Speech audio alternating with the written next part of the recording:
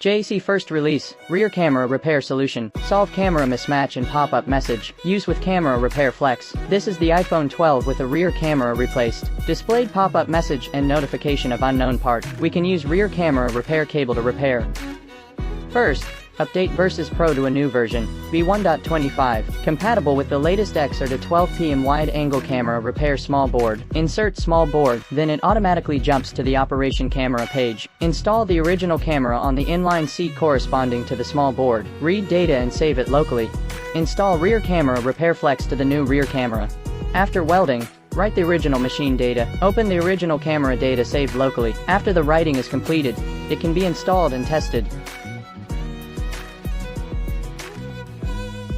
After installing the camera, power on and enter, setting, page, pop-up message has disappeared. Test the functions of the camera.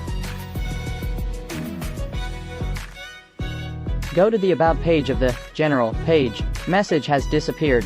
Pop-up message is fixed.